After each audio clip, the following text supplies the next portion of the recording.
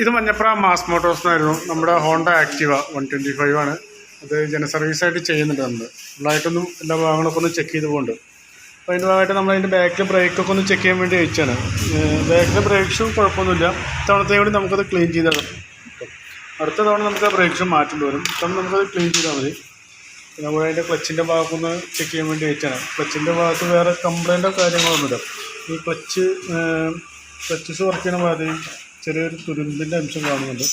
അപ്പോൾ നമുക്കൊന്ന് ക്ലീൻ ചെയ്ത് ഒന്ന് ഗ്രീസ് ചെയ്ത് റീസെറ്റ് ആക്കാം കേട്ടോ. വേറെ കുഴപ്പമൊന്നുമില്ല. ഓട്ടോ ക്ലച്ച് ആയാലും നിലയിൽ വേറെ കംപ്ലൈൻ്റ് ഒന്നുമില്ല. നമുക്ക് അതിനെ യൂസ് ചെയ്യാം. ബെൽറ്റ് ആയാലും നല്ല ബെൽറ്റാണ്. നിലയിൽ വേറെ കംപ്ലൈൻ്റ് ഒന്നുമില്ല. ഇപ്പോൾ ക്ലച്ചിൻ്റെ ഉള്ളത് നമുക്ക് ഇതിനൊരു പീ സ്ലൈഡ് പറയും. ഇതിൽ ഇറക്കി ക്ലച്ച് വേരിയേറ്റർ ബോഡിയിൽ ഇറക്കിയ ഒരു യൂണിറ്റാണ്.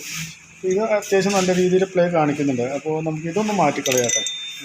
ഒന്ന് മാറ്റിയിട്ടൊന്ന് റീസെറ്റ് ആക്കാം. അതിൻ്റെ വേരിയേറ്റർ ബോഡി റോളർ വെയിറ്റാണ്. നിലയിൽ വേറെ കംപ്ലൈൻ്റ് ഒന്നുമില്ല. നമുക്ക് അതിനെ യൂസ് ചെയ്യാം. അതുപോലെ നമ്മളതിൻ്റെ എയർ ഫിൽറ്റർ കൂടി ചെക്ക് ചെയ്യാൻ വേണ്ടി വെച്ചാണ്. എയർ ഫിൽറ്റർ കുഴപ്പമൊന്നുമില്ല. നമുക്കത് ക്ലീൻ ചെയ്തിട്ടാൽ മതി. നിലവിൽ വേറെ കംപ്ലൈൻറ്റോ കാര്യങ്ങളൊന്നും കാണിക്കുന്നില്ല. പിന്നെ നമ്മളതിൻ്റെ കാർബറേറ്ററൊക്കെ ഒന്ന് ചെക്ക് ചെയ്യാൻ വേണ്ടി അയച്ചിട്ടുണ്ട്. കാർബറേറ്റർ പൊല്യൂഷൻ്റെ ടെസ്റ്റൊക്കെ പറഞ്ഞിട്ടുണ്ട്. അപ്പോൾ കാർബറേറ്ററൊക്കെ ഒന്ന് ചെക്ക് ചെയ്യാൻ വേണ്ടി അയച്ചിട്ടുണ്ട്. അപ്പോൾ കാർബറേറ്റർ ഒന്ന് ഫുള്ളായിട്ടൊന്ന് ക്ലീനർ വെച്ചൊന്ന് ക്ലീൻ ചെയ്തെടുക്കാം. പിന്നെ അതിൻ്റെ കാർബറേറ്ററിനുള്ള കംപ്ലൈൻറ്റ് പറഞ്ഞാൽ ഈ സ്ലോ ജെറ്റ് അത്യാവശ്യം നല്ല രീതിയിൽ ബ്ലോക്ക് ആയിട്ടുണ്ട്. ഈ സ്ലോ ജെറ്റ് നല്ല ബ്ലോക്കാണ്. അപ്പോൾ സ്ലോ സ്പീഡൊക്കെ നിൽക്കാനൊക്കെ ഭയങ്കര ബുദ്ധിമുട്ടായിരിക്കും നമുക്കത്. അപ്പോൾ ഈ സ്ലോ ജെറ്റ് ഒന്ന് മാറ്റിയിട്ടൊന്ന് റീസെറ്റ് ആക്കാം. അതുപോലെ തന്നെ അതിൻ്റെ പ്ലഗ് ഉണ്ടോ അത്യാവശ്യം നല്ല രീതിയിൽ ഇതിപ്പോൾ കഴിഞ്ഞ ദിവസം പുതിയ പ്ലഗ് ഇട്ടാണെന്നാണ് പറഞ്ഞത്. അത്യാവശ്യം നല്ല രീതിയിൽ കാർബണിൻ്റെ അളവ് കാണിക്കുന്നുണ്ട്. അപ്പോൾ നല്ല രീതിയിൽ ചെറിയുടെ അംശം വണ്ടിക്ക് ഉണ്ടത്. അപ്പോൾ തൽക്കാലം നമുക്ക് അതിൻ്റെ കാർബറേറ്ററൊക്കെ ഒന്ന് ക്ലീൻ ചെയ്ത് കറക്റ്റ് ടൂളിങ് ആക്കി നോക്കാം. വീണ്ടും നമുക്ക് ഈ പ്ലഗിൻ്റെ കംപ്ലയിൻറ്റ് കാണിക്കുന്നുണ്ടെങ്കിൽ, പ്ലഗ് ഇടയ്ക്കിടയ്ക്ക് പോകുന്നുണ്ടെങ്കിൽ നമുക്കതൊരു കംപ്ലയിൻ്റ് ആണ്. അപ്പോൾ ഹെഡിൻ്റെ കരിക അളവ് കൂടുതലാണ് ഹെഡിലുള്ള. അത് നമുക്ക് അയച്ച് ചെയ്യേണ്ടി വരും. അതാണ് നമുക്കത് കാർബറേറ്ററൊക്കെ ഒന്ന് ക്ലീൻ ചെയ്ത് കറക്റ്റ് ടൂണിങ് ആക്കി എടുക്കാം. പിന്നെ അതുപോലെ ഫ്രണ്ടിലോട്ട് വന്നു കഴിഞ്ഞാൽ ഫ്രണ്ട് ഡിസ്കിൻ്റെ പാഡ് നമുക്ക് മാറ്റാറായിട്ടുണ്ടാവും. അത്യാവശ്യം ഫുള്ളായിട്ട് തേഞ്ഞിരിക്കണം. ഇനിയിപ്പോൾ മെറ്റലും കൂടെ ഉള്ളൂ തേയോ. അപ്പോൾ അത്യാവശ്യം തേയ്മാനമായിട്ടുണ്ട്. അത്യാവശ്യം തന്നെ ഫുള്ളായിട്ടും തേഞ്ഞിട്ടുണ്ട്. അപ്പോൾ ഫ്രണ്ടിൽ ഡിസ്ക് പാഡ് മാറ്റേണ്ടി വരും നമുക്ക്.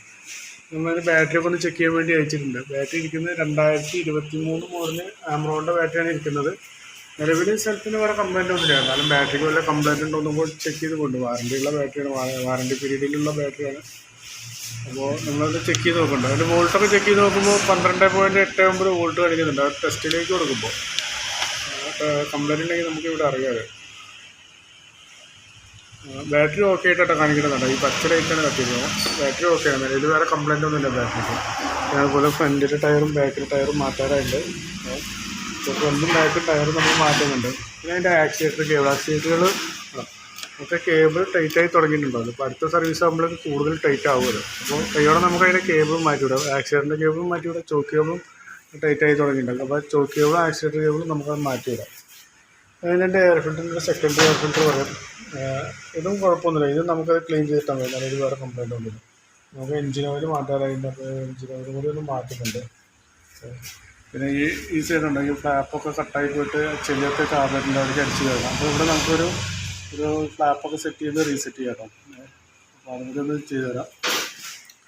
പിന്നെ വേറെ അങ്ങനെ പറയത്തൊക്കെ വേറെ കംപ്ലൈൻറ്റൊന്നുമില്ല. പിന്നെ നമുക്ക് അതിൻ്റെ ബാക്കിലെ ടയറാണ് മാറ്റാറായിട്ട്. ബാക്കിലെ ടയർ കൂടി മാറ്റിയിട്ടൊന്ന് റീസെറ്റ് ആക്കാം. ഓക്കെ. അപ്പോൾ നിലവിൽ വരുന്ന വർക്കിൻ്റെ ഒരു എസ്റ്റിമേറ്റ് കൂടി പറയാം. നോക്കിയിട്ടൊന്ന് റിപ്ലൈ ചെയ്താൽ